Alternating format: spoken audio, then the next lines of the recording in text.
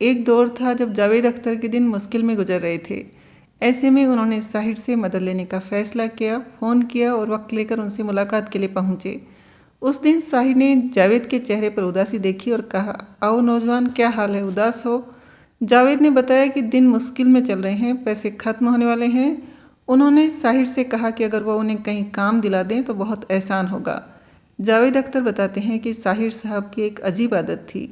वो जब परेशान होते थे तो पैंट की पिछली जेब से छोटी सी कंघी निकालकर बालों पर फिराने लगते थे। जब मन में कुछ उलझा होता था तो बाल सुलझाने लगते थे। उस वक्त भी उन्होंने वही किया। कुछ देर तक सोचते रहे, फिर अपने उसी जाने पहचाने अंदाज में बोले, ज़रूर नौजवान, फ़कीर देखेगा, क्या कर सकता है। फिर पास रखी मेज़ की तरफ इशारा करके कहा, हमने भी बुरे दिन देखे हैं नौजवान, फ़िलहाल ये ले लो, देखते हैं क्या हो सकता है। जावेद अख्तर ने देखा तो मेज़ पर 200 रुपये रखे हुए थे। वो चाहते तो पैसे मेरे हाथ पर भी रख सकते थे, लेकिन ये उस आदमी की सेंसिटिविटी थी कि उन्हें लगा कि मुझे कहीं बुरा न लग जाए। ये उस शख्स का मयार था कि पैसे देते वक्त भी वो मुझसे नज़र नहीं मिला रहा था। साहिर के साथ अब उनका उठना बैठना बढ़ गया था, क्योंकि त्रिशूल, दीवार और काला पत्थर जैसी फिल्मों में कहानी सलीम जावेद की थी तो गाने साहिर साहब के। अक्सर वो लोग साथ बैठते और कहानी, गाने, डायलॉग्स वगैरह पर चर्चा करते। इस दौरान जावेद अक्सर शरारत में साहिर से कहते, साहिर साहब, आपके वो 200 रुपये मेरे पास हैं, दे भी सकता हूँ लेकिन दूंगा नहीं। साहिर मुस्कुराते। साथ बैठे लोग जब उनसे पूछते कि कौन से 200 रुपये, तो साहिर कहते, इन्हीं से पूछिए। ये सिलसिला लंबा चलता रहा। साहिर और जावेद अख्तर की मुलाकातें होती रही, अदबी महफिलें होती रही, वक्त गुजरता रहा और फिर एक लंबे अरसे के बाद तारीख आई 25 अक्टूबर 1980 की। वो देर शाम का वक्त था जब जावेद अख्तर के पास साहिर के फैमिली डॉक्टर कपूर का कॉल आया। उनकी आवाज़ में हड़बड़ाहट और दर्द दोनों था। उन्होंने बताया कि साहिर लुधियानवी नहीं रहे, हार्ट अटैक हुआ था। जावेद अख्तर के लिए ये सुनना आसान नहीं था। वो जितनी जल्दी हो सकता था उनके घर पहुंचे तो देखा कि उर्दू शायरी का सबसे करिश्माई सितारा एक सफ़ेद चादर में लिपटा हुआ था। वो बताते हैं कि जहां उनकी दोनों बहनों के अलावा B.R. चोपड़ा समेत फिल्म इंडस्ट्री के तमाम लोग मौजूद थे।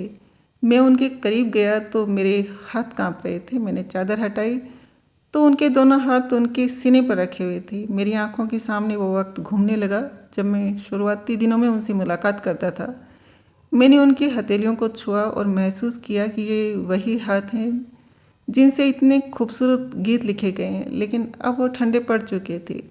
जुहू कब्रिस्तान में साहिर को दफनाने का इंतज़ाम किया गया। वो सुबह सुबह का वक्त था।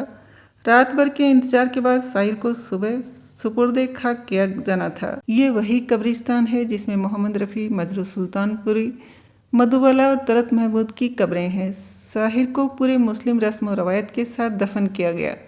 साथ आए तमाम लोग कुछ देर के बाद वापस लौट गए, लेकिन जावेद अख्तर काफ़ी देर तक कब्र के पास ही बैठे रहे। काफ़ी देर तक बैठने के बाद जावेद अख्तर उठे और नम आँखों से वापस जाने लगे। वो जुहू कब्रिस्तान से बाहर निकले और सामने खड़ी अपनी कार में बैठने ही वाले थे कि उन्हें किसी ने आवाज़ दी। जावेद अख्तर ने पलट कर देखा तो साहिर साहब के एक दोस्त अशफाक साहब थे। अशफाक उस वक्त की एक बेहतरीन राइटर वहीदा तबस्सुम के शौहर थे, जिन्हें साहिर से काफ़ी लगाव था। अशफाक हड़बड़ाए हुए चले आ रहे थे। उन्होंने नाइट सूट पहन रखा था। शायद सुबह सुबह ही खबर मिली थी और वो वैसे ही घर से निकल आए थे। उन्होंने आते ही जावेद साहब से कहा, आपके पास कुछ पैसे पड़े हैं क्या? वो कब्र बनाने वाले को देने हैं। मैं तो जल्दबाजी में ऐसे ही आ गया। जावेद साहब ने अपना बटुआ निकालते हुए पूछा, हाँ हाँ, कितने रुपए देने हैं? उन्होंने कहा, 200 रुपये।